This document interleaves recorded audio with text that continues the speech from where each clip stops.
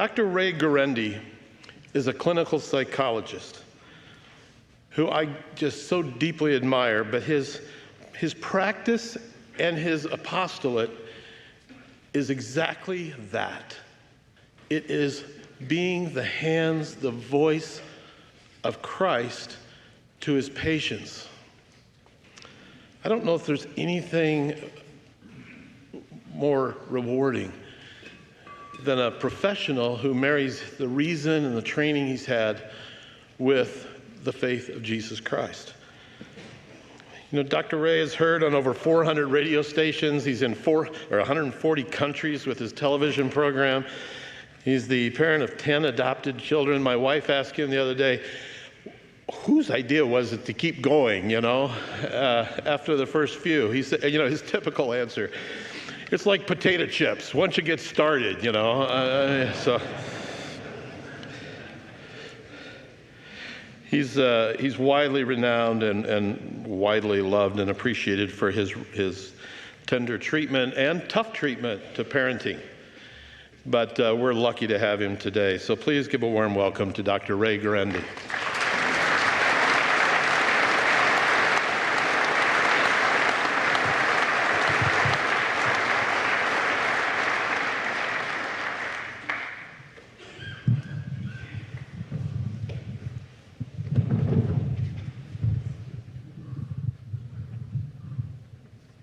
Yeah, well, Dan didn't tell the end of that line. It's kind of like eating potato chips. You keep eating till you puke.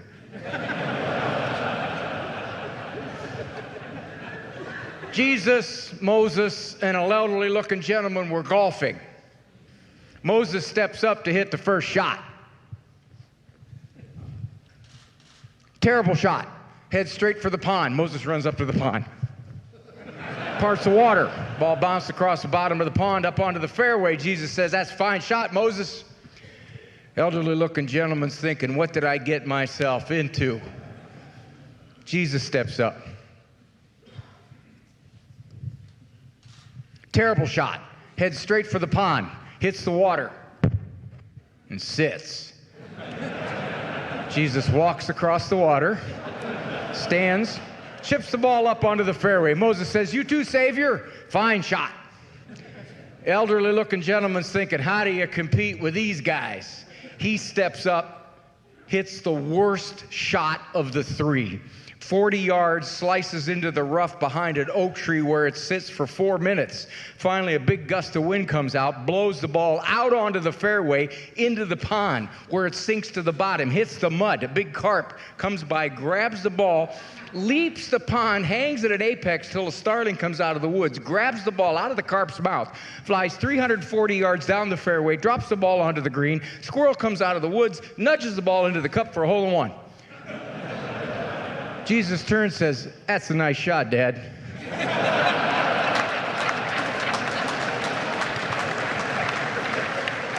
My wife is a convert to the Catholic faith. She struggled with confession. She understood the reasoning, the thinking, but she couldn't get it through her head that when you go to confession, you gotta confess your own sins, not your husband's. Bless me, Father, Ray has sinned. She made her first confession when she was 39. Gentlemen, you read these marriage books, they all tell you the same thing. Be on your knees for your wife. Okay, fine. She goes in the confessional, I get on my knees, I stay there the whole time she's in the confessional. So I took a week off from work. She came out. Honey, what do you think? Well, you're right, Ray, I feel clean. Good. So, what'd you tell Father? I'm not telling you that. You can tell me you're not bound by the seal. I'm not telling you, Ray. I figured it out. If you want to know what your wife or your kids tells Father in the confessional, you kind of got to go in the back door. So, honey, what'd you get for penance? Now, if you know what they got for penance, you can kind of reason backward to how rot-gut they were. She said, I guess I could tell you that. I got a rosary. It's not a rosary. It's not bad for 40 years of pagan muck. She said, with the Stations of the Cross at every bead. Oh, I kind of wish you'd have told me that before I married you. Then she asked me, what do you get, Ray, for penance? Me? Most of the time? Half a sign of the cross. Sometimes a quarter. That's hardly enough time to levitate. Gentlemen, I've been shrinking for over 40 years. I used to be like 6'9". Most common reason parents seek me out by far: discipline. Okay, Mr. Expert Man, you tell me how to get him to stay in bed. I can't get him to stay in bed. Chews his way down through the family room, drops into the bedroom. I'm back. You'll never be free. You'll never have another child. I'll be in your bed till I'm 16, that's why. And that girl's mouth, that snotty, snarly, you know, if I'd have talked to my parents that way, my head would have been rolling down the hallway. And the school people, they don't help. You know what they did last year? They closed during June, July, and August. I actually had to live with my own child during the daytime. Now, gentlemen, many of you have raised your children, and you look around you at the generation below you or two down, and you have to be thinking to yourself, what's going on out there? Why are so many big people, where the little people are concerned, now so frustrated, so guilt-ridden, so unsure of themselves? There's a lot of factors, gentlemen, undercutting your authority. We don't have enough time this morning to talk about all of them. Besides, given what men under construction are paying me, they're lucky they're getting verbs. But there's been a radical assault on your authority, on your manhood in the last 2 generations. It's altered the way we raise people, to raise kids, the way we speak to our wives. That assault is standing in front of you. Me, the shrinks. I'm everywhere. I'm crawling all over women's magazines, all over television, radio, putting out thousands of books and articles every year. Net message, what do you know? You're just a dad. You're just a grandpa. Yeah, you can stumble your way along. Hopefully you won't foul it up too bad. But you want to do this right, the new, modern, psychologically enlightened way? Yep. Got to be state certified, congressionally mandated, child development ring, Psychomental International on Oprah. Specialist. People say to me, why do you got to discipline kids? This is hard. Give me a technique. I said, I got a technique. It's the best technique I've ever seen for disciplining any kid, grandkid less. Foolproof. Simply do one thing, gentlemen. Lower your standards. You get them low enough, you don't have to discipline at all. I told you, quit doing drugs in the living room when we have visitors. You know why you discipline men? Because you're the kindest, most gentle teacher that kid's ever going to have, whether you're a parent, grandparent, or great-grandparent. If we don't do it now, they will. A judge, a landlord, an army sergeant, a police officer, an employer. I shudder at this next one. A wife. Somebody's going to teach them. I tell folks, discipline without love may be harsh. Love without discipline is child abuse. Because ultimately, those kids are going to get disciplined by those folks out there, and those folks don't love them like you do, and those folks are going to hurt them, and those folks don't care. Now, part of the problem here,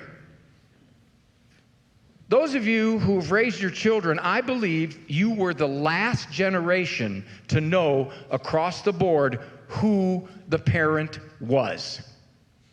You parented out of a mindset, I am dad, you are not. Nowadays, we got these young kids so skittish, they leave him on the pot for 3 minutes too long. They're afraid he's going to grow up to be a tattooed-faced motorcycle gang member on Springer, and they named him John because they were hoping it would help in the toilet trading. I was 3 years old. I said this to my mom. I don't like you. She looked at me. Raymond, you're a little behind. I stopped liking you last year. That was back before you could psychologically smack parents around, you know? One of my kids tells me I don't like you, so what? I got 5 or 6 who do. Any given moment, I got a 50% approval rating. There's an interesting phenomenon that occurs in my office. A parent will come in and describe a litany of trouble about this long. Then they'll say this: I think I'm giving you the wrong impression. Overall, he's a pretty good kid. How is that? Well, he's not on drugs or anything like that. One of the new moral high bars, he's not on drugs. I ask my clients, what do you want looking back at you at age 22? What would you hope to be able to say about that child? No guarantees now, men. But if you're content to look at that child at age 22 and say, hey, you know, hey, given the way kids are turning out nowadays, I'm counting my blessings. Parole officer says one of the nicest kids he has. I tell him, you don't have to parent that hard. You just parent like those folks out there, gentlemen. You'll probably raise a kid not on drugs. But if you want to look at that kid at age 22 and say something like this: I think he's 1 in 100. Morals, compassion, seeks God. That's a beautiful human being. I challenge him. I say, okay, you ready to be 1 in 100? Men, how you live your lives, how you raise those kids, how you deal with those grandkids, how you live in that marriage, you can't be like them anymore. They'll go places you don't want to go. And the interesting thing about this, look at you. It's a beautiful day. You have given up a whole day on a Saturday to come here and listen to me and others of us talk, me prattle on. You're conscientious, caring men. Either that or you got no life whatsoever.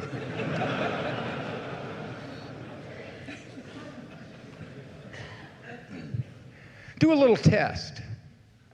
Go to the computer, type in child, self-esteem, search. Last I looked, well over 100 million options. Why? Because the experts believe self-esteem is the preeminent moral virtue. Type in child, humility, search. A fraction. When's the last time you heard an expert talk about humility? My humility is something I'm very proud of. I do have a new book coming out. Some of the guys were asking me, got a new book coming out. I do. My next book, The 3 Most Humble People I Know and How I Taught the Other 2. Can you imagine Christ going up to the apostles? Simon, there for a little while I toyed with changing your name to Peter, but I decided against it. I didn't know what that would do to your self-image. You know, you've always seen yourself as a Simon. I go changing your identity now. Could have untoward psychological effects. However, I've spoken with my father, and he and I agree you have a future in this operation. If you can conceive it, you can believe it. If you can believe it, you can achieve it. 12 more weeks of Tony Robbins management courses. Simon, you'll run this outfit. Probably not. I always wanted to go to confession like the politicians. Bless me, Father. Mistakes were made. And I would like to apologize if God took something I said out of context, misinterpreted it, and became offended by it. I'm sorry for his misunderstanding.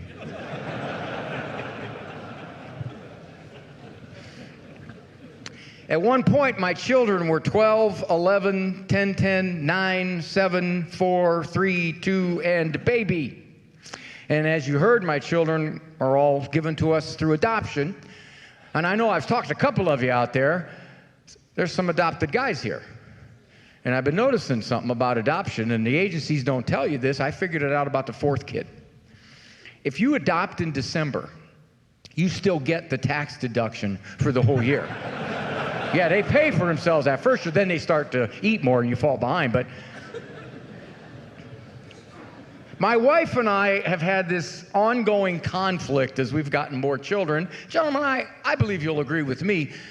First of all, my wife does not work for a living. I don't know what she does. Man, you quote me, I'll deny I was even here. I've seen what the woman does. I want no part of what the woman does. When the kids were little, she'd take them to a grocery store. I'd go. If I was heavily sedated, I would go. You had to see it, strung out behind her like ducks, you know, hands at their sides, not allowed to touch anything. They would not deviate 6 inches either way out of a straight line the whole 2 hours they were in there. No, they wouldn't. Leg irons wouldn't let them. I got 3 white kids, 2 Hispanic kids, 2 biracial kids, 3 black kids. People would look at my wife.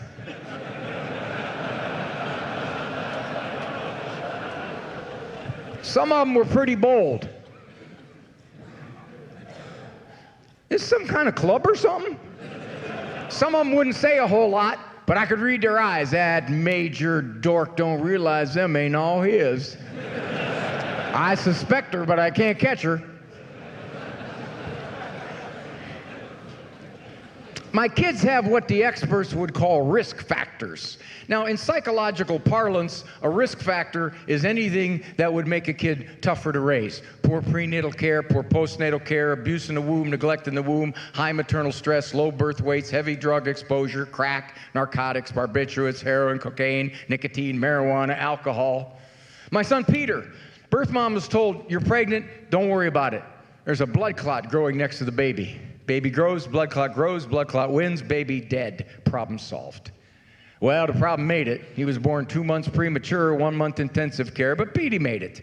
My daughter Elizabeth. Birth mom got pregnant in the 7th grade. 13 years old, went to Akron, Ohio to get the problem solved. She didn't realize she was in her 7th month.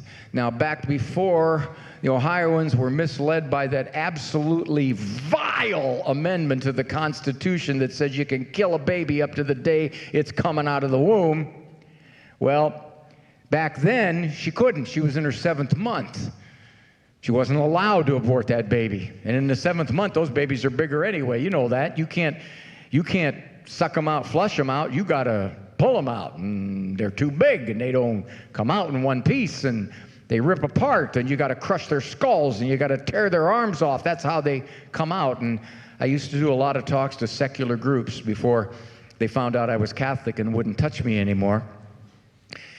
And I watched their faces when I described this, and they got angry. They got mad. It's like, how dare you say that? And I just want to say, well, wait, don't you know what it is? I can tell you what it is. That's all it is medically. My son Sam, 35-year-old birth mom, was told something is very wrong. He's not growing. Can we test? 2 weeks before due date, they tested. Tentative diagnosis, corpus callosum agenesis, severe neurological work defect. Worst case scenario, institution for life. You got to believe everybody in that birth mom's world was against her having this boy. She went through a lot of pressure. She gave birth to Sammy. Sammy goes by Sergeant G at Fort Hood, or Fort Cavazos now. It was a shadow on the ultrasound. The test was totally inaccurate. So my kids have this confluence of developmental gunk, that should make them harder to raise and slower to socialize and more immature and more impulsive and more learning problems. I got some like that. You know, gentlemen, I would not consider any of my 10 children strong-willed. This dude is one toke over the line, sweet Moses.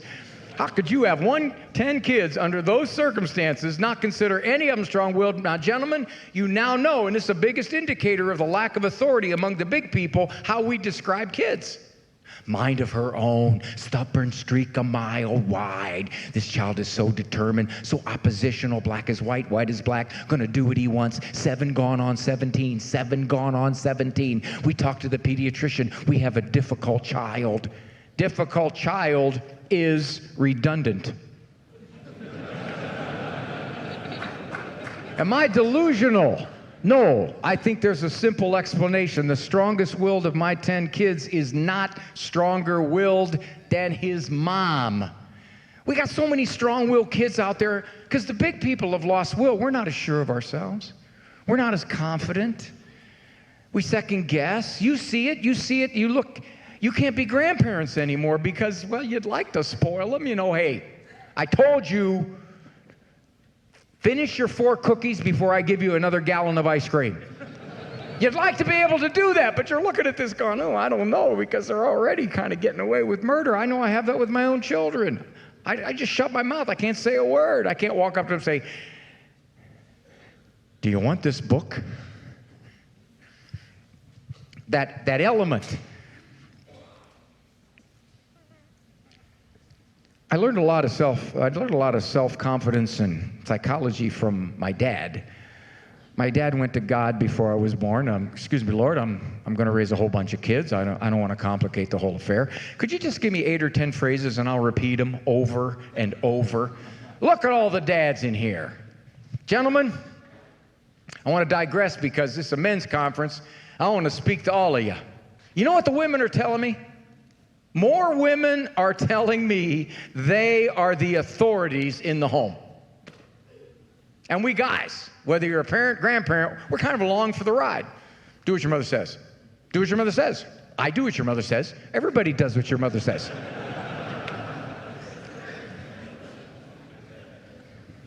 Next time you hear that kid or grandkid locked into a battle with your wife, do not sit in the Barcalounger in the other room thinking to yourself, I close my eyes, I can't tell which one of them's a 9-year-old. Get in there and protect that woman.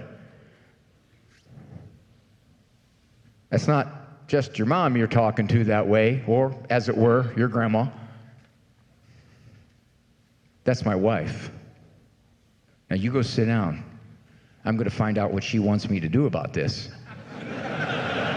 Well, you better not protect without some kind of written permission. And then I'm going to do more. And I'll tell you what, gentlemen, when that woman feels protected, that you won't let a kid treat her that way, she will be very affectionate toward you. Sometimes I'll give my boys a couple bucks. Go give your mother grief. I'll be right down. You know the definition of impending middle age? It's when your wife gives up intimacy for Lent and you don't realize it till Monday after Easter. These guys are looking at me like, what's your point, man? We know when Lent is. January 6th to August 28th. We know when it is.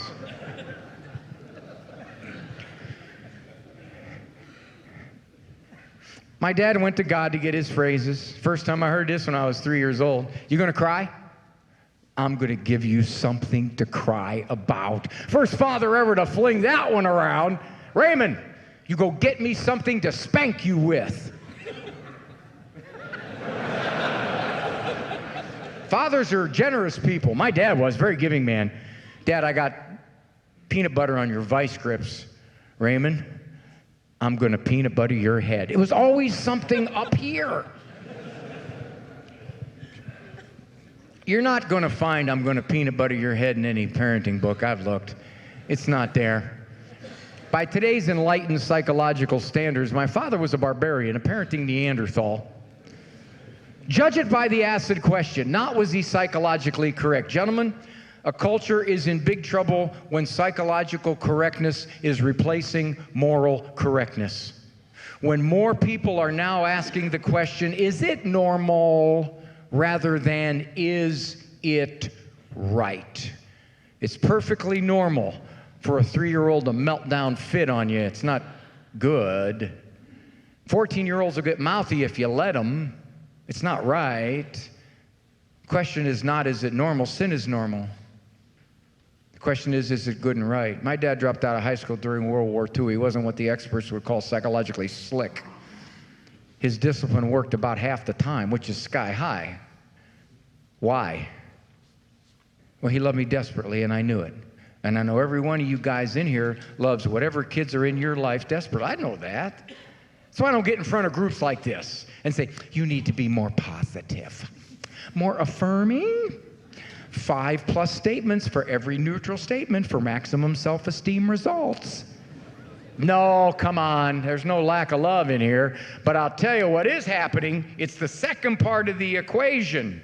When my dad said to me, Raymond, I asked you once, leave your sister alone. Have a seat.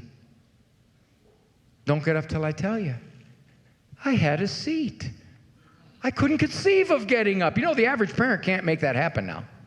The average parent tells a 5-year-old, go stand in the corner, please. The 5-year-old looks at him like, who are you talking to? You want a piece of this?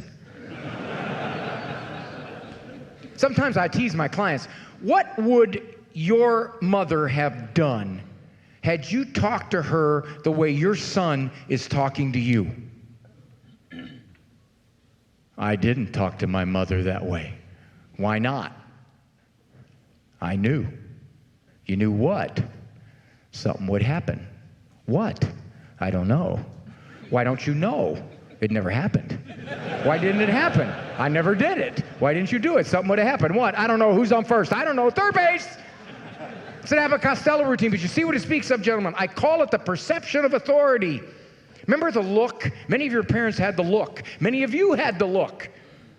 The look is gone.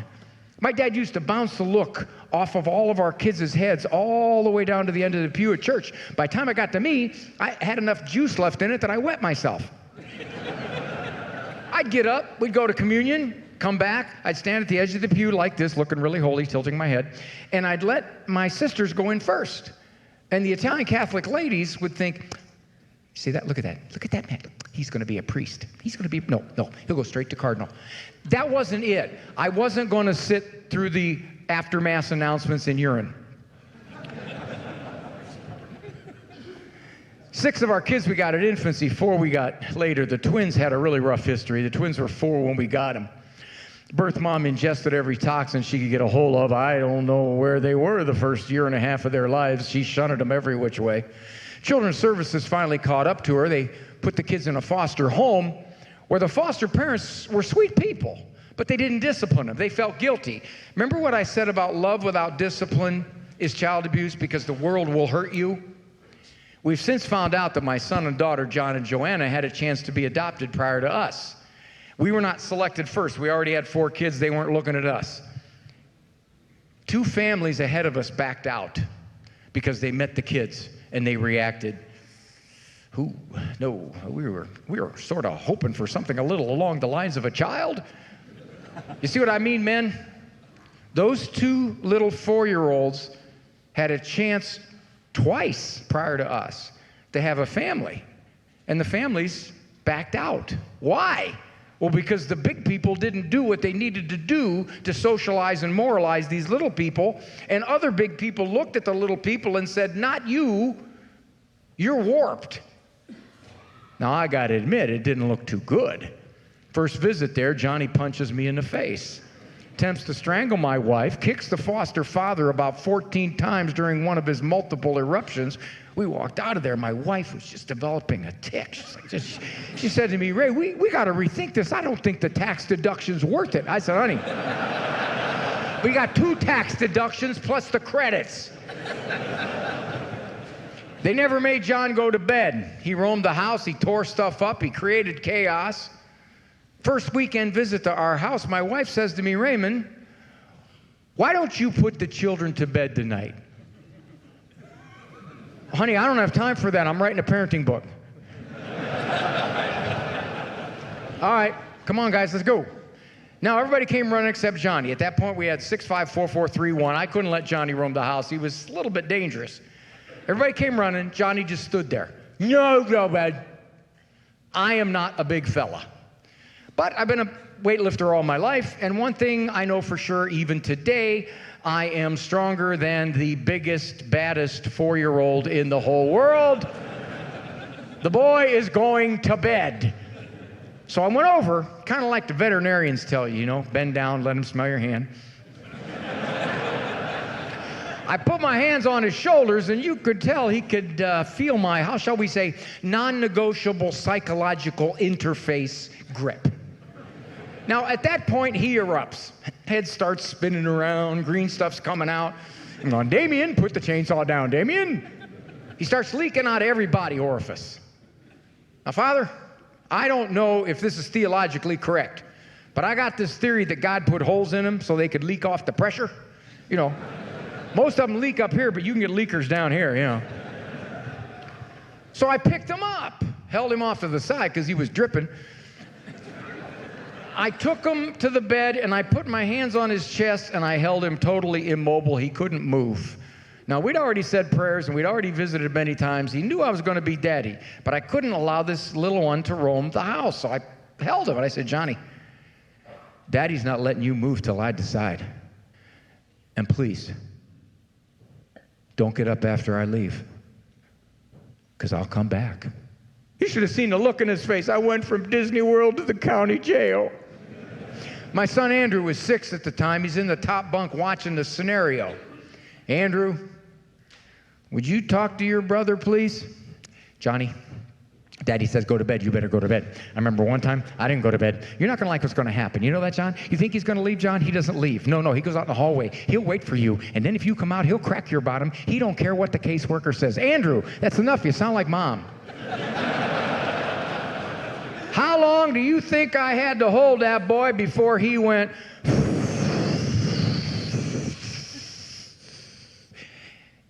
It was under a minute. Is that because I'm such a great disciplinarian? My wife's a better disciplinarian than I am. Perception. He had to perceive this adult. He looks like he means it. He looks like he's going to make this happen. That quiet, confident sense of authority that is so much eroding now. And we guys, we're in the perfect position to do it for kids, for grandkids, for great-grandkids. You got to be careful, though. You don't want to get carried away. My dad got carried away. He said things that made me neurotic. Raymond, you shut your mouth and eat.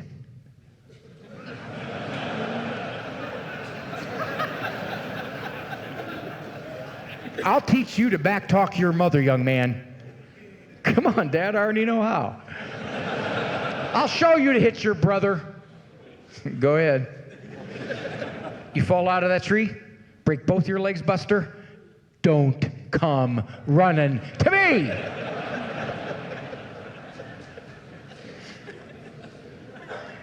We are a microwave culture, gentlemen. We want results. We want them certainly. We want them now. We want them immediately. I fall prey to this. I get up in the morning, I stick my mug in the microwave, I punch in 60 seconds. Down around the 30-second mark, I'm doing this. Come on. I haven't got all minute. Let's go. This has impacted parenting, grandparenting. It has impacted our faith life. How long is this going to take? I've tried everything with this child. Nothing works. Finally, I got so frustrated, I sent him next door to run an errand and move the family while he was gone.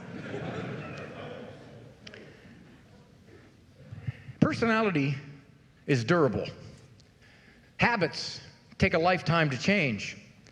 And we get upset at a kid because after 4 weeks of being disciplined for something, he's not going, "Oh, Father, I've been so blind. I see what you're saying. That's why you're the grown-up. I'm the child.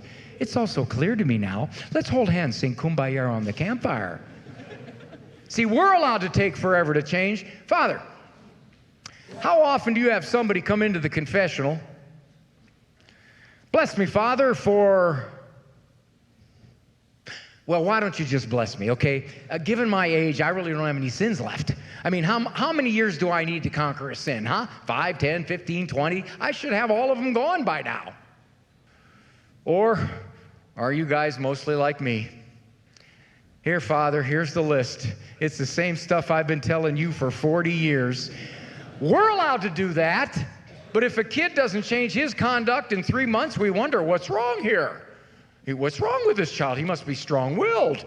He must be impulsive. He must have ADHD, LSMFT, IRS, EIEIO. I start flinging letters all over him.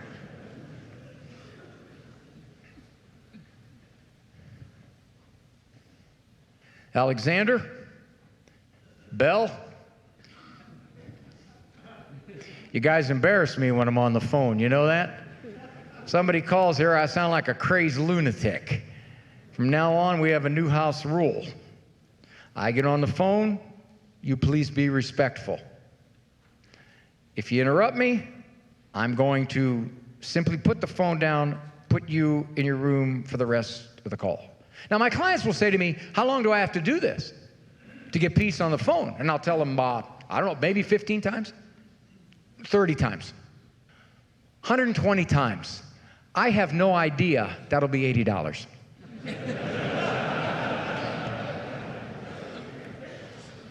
And I tell them it doesn't really matter what you choose to do, it's that you're willing to do it.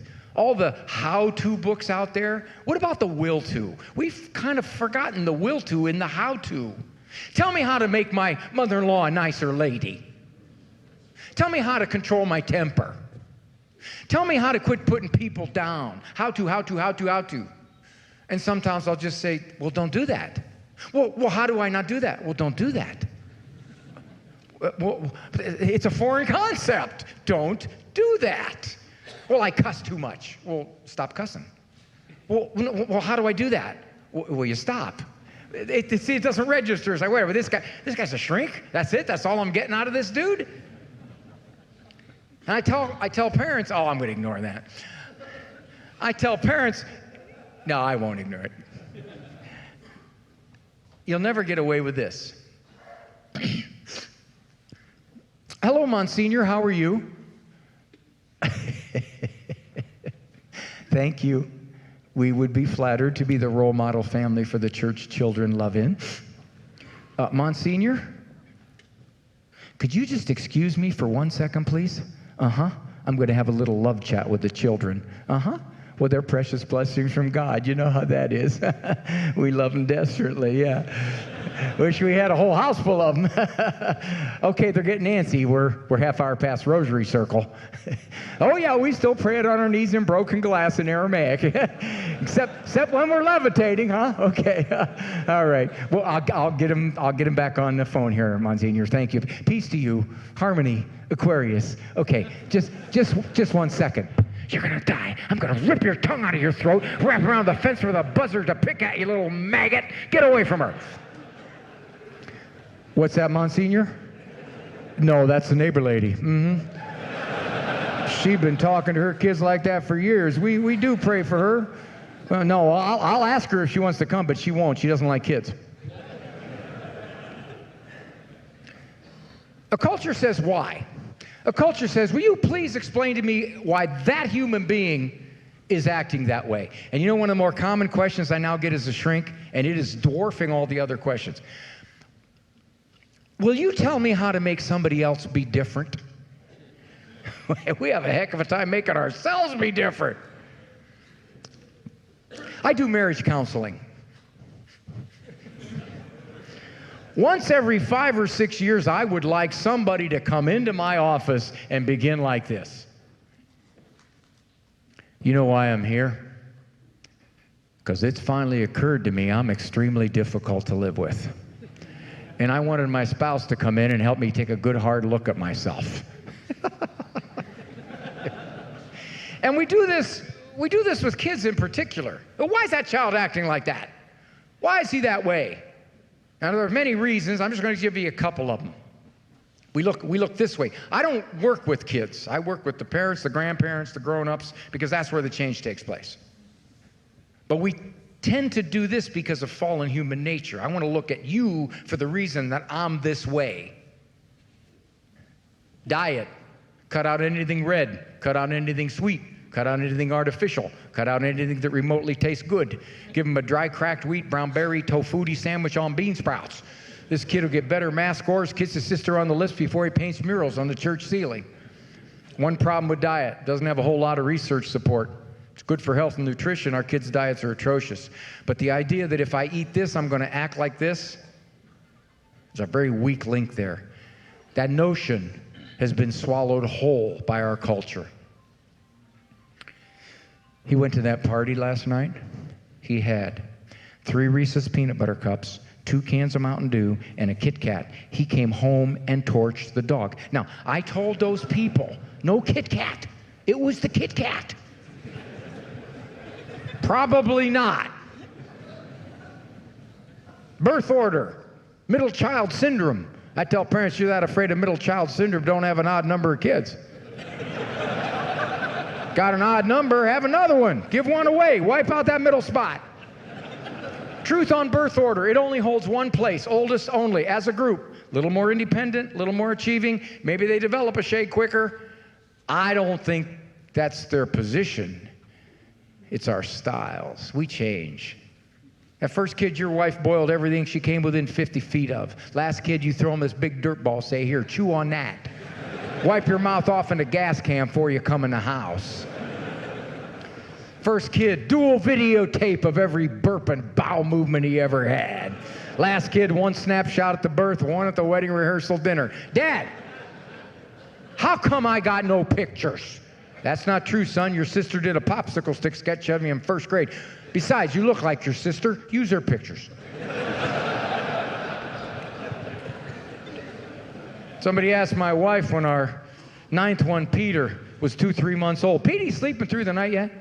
My wife said, I don't know if he is, we are. I mean, you kind of get to that point. Some ideas, gentlemen, are so foolish, only intellectual types could actually believe them. When I was in grad school, this one was pushed upon us, and I thought, it's so ridiculous that it'll die. Well, it hasn't. It's come back with a vengeance. And that is, there are no differences between men and women. There are no differences between boys and girls. We're all just socialized into different roles, that's all.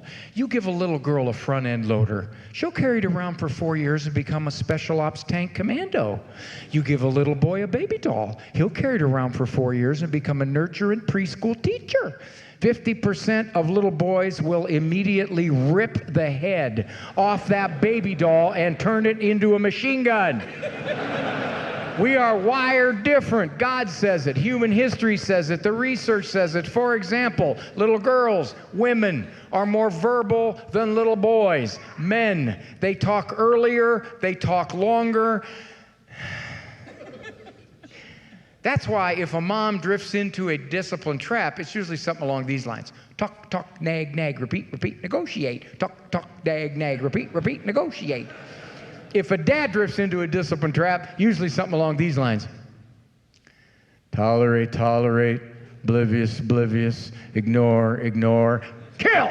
Tolerate, tolerate, oblivious, oblivious.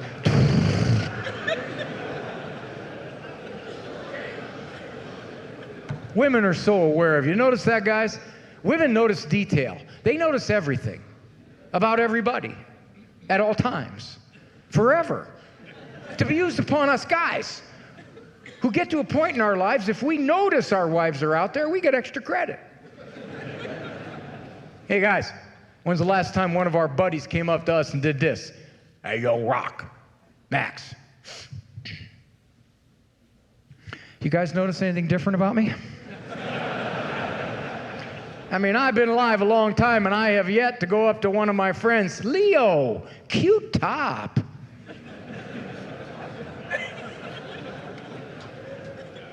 I have 5 boys and 5 estrogen Americans.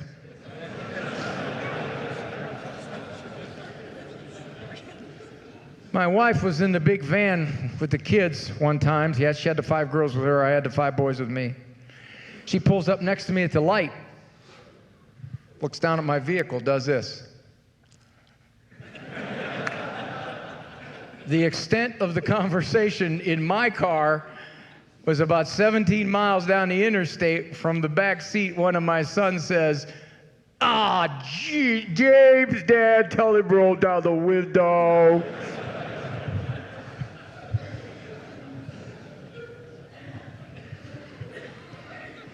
Psychological correctness is a quagmire. It makes people overthink and overanalyze and overtalk and overinterpret and underenjoy. Yes, of course, you can gain skills. You can get better at this stuff.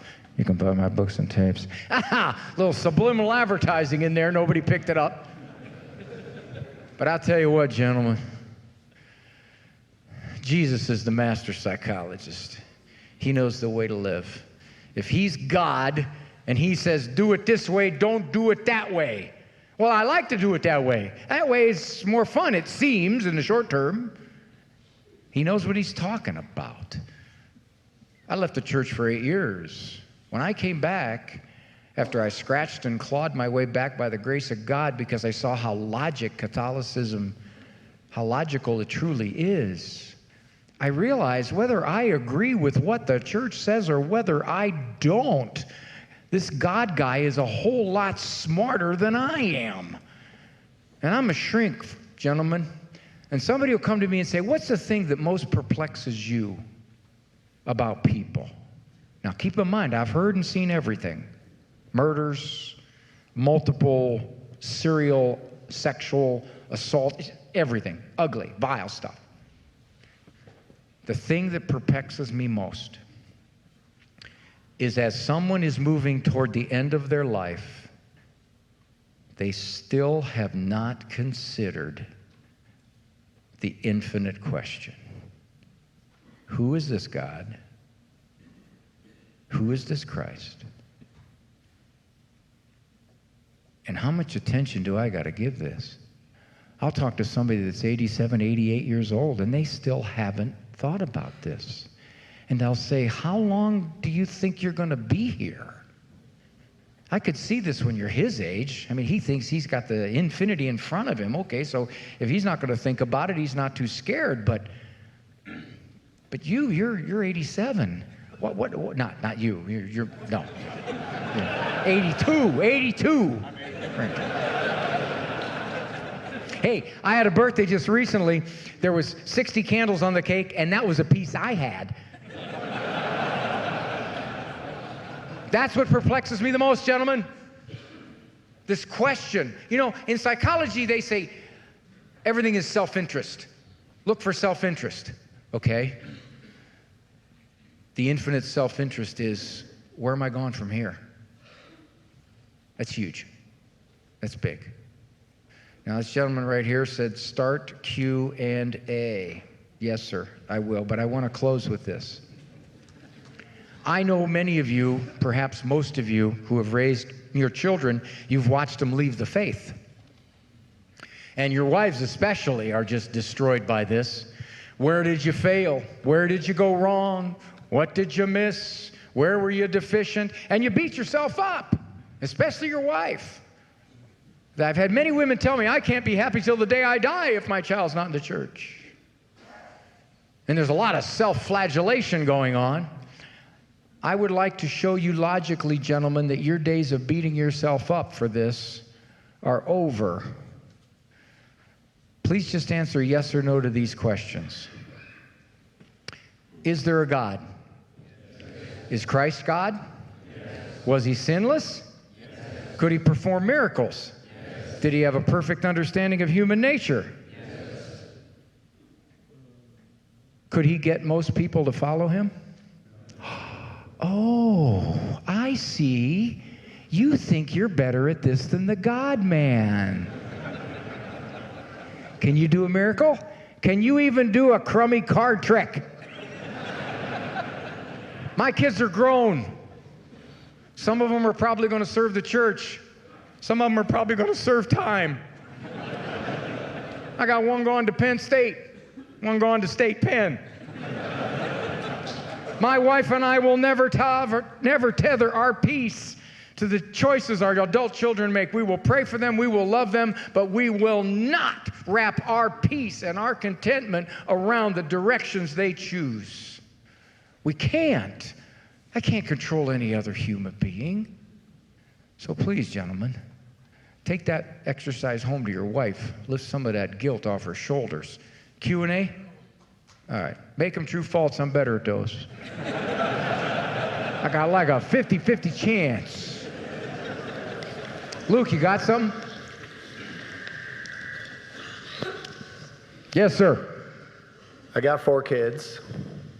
I am constantly told by someone, she should not be named, that I don't play enough with my kids. When you were raising your kids, how did you play with them, and what does that look like? I said that to my wife once. I said, honey, we got so many kids, I can't really give them the kind of individual time or playing with them that I would like to, and even if I wouldn't like to, I can't.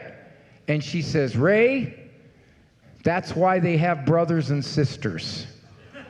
It was a great answer. You can't. I wrote a book, it's not here, but it's called Back to the Family. We asked the kids what they most remembered about their parents, their dad especially.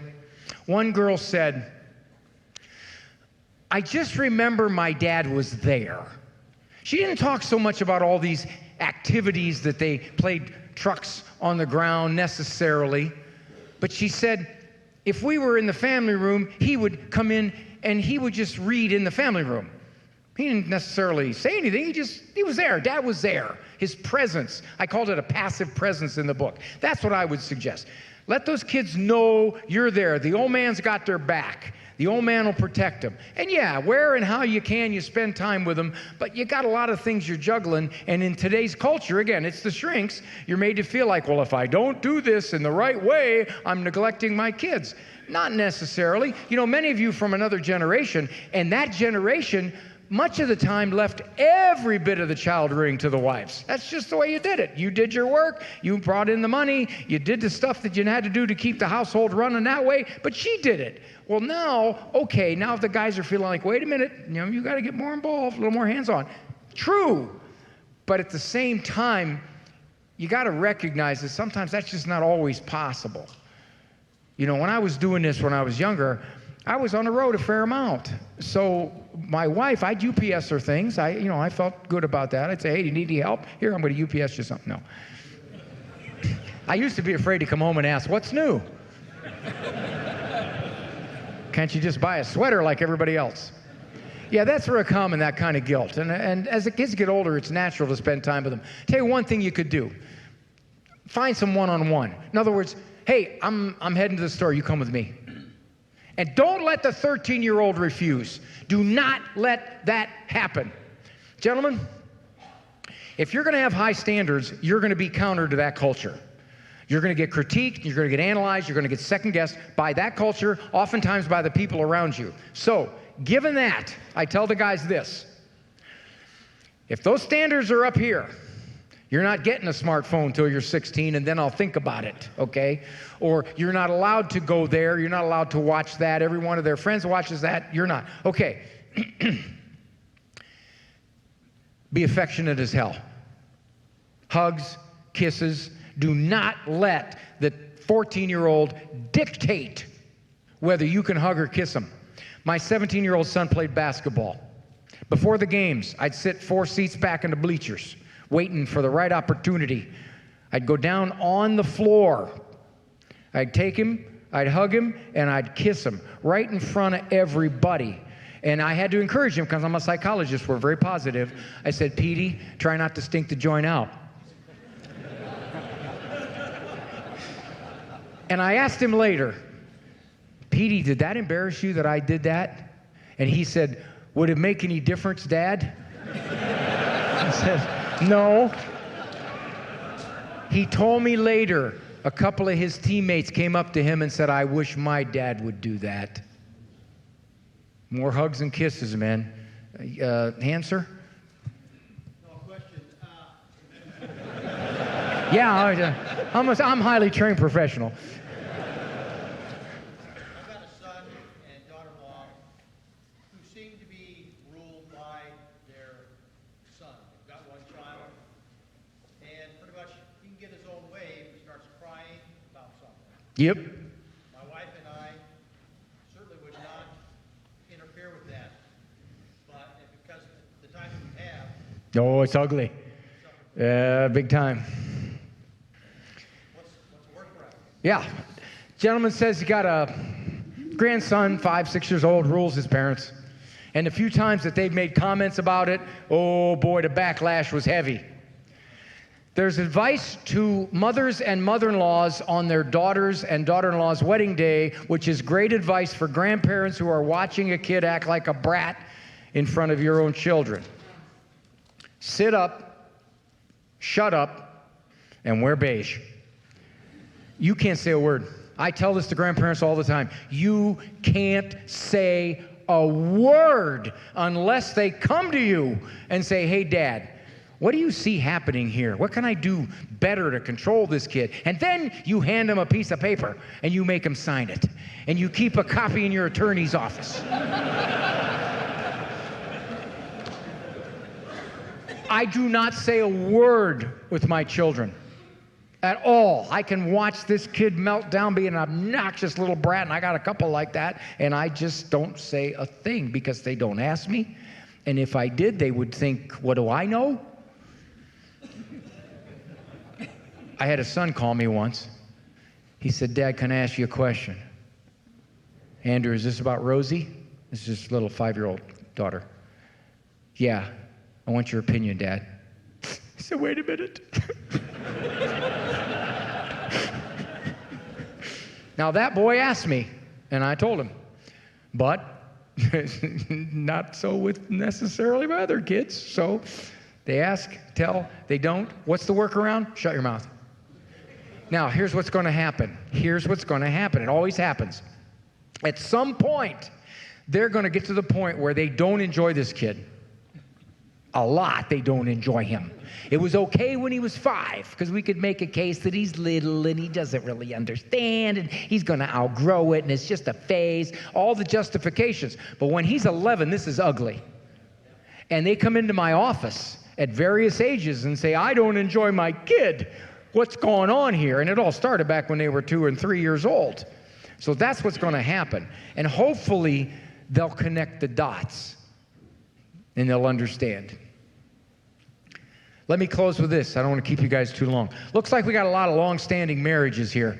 I'd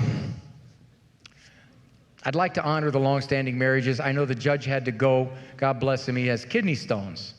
You know, and I told the guy, I said, man, you got stones. So I'd like to say this for all the long-standing marriages here. Elderly gentleman and his wife were shopping. She bends over, picks up a can of cling peaches, tries to walk out without paying. Woo! Goes before the judge. What'd you do? I stole a can of peaches. How many in a can? 12. 12 days in the county jail then. Her husband can't believe this. Your Honor, please, may I speak up, please? Go ahead. She also stole a can of peas.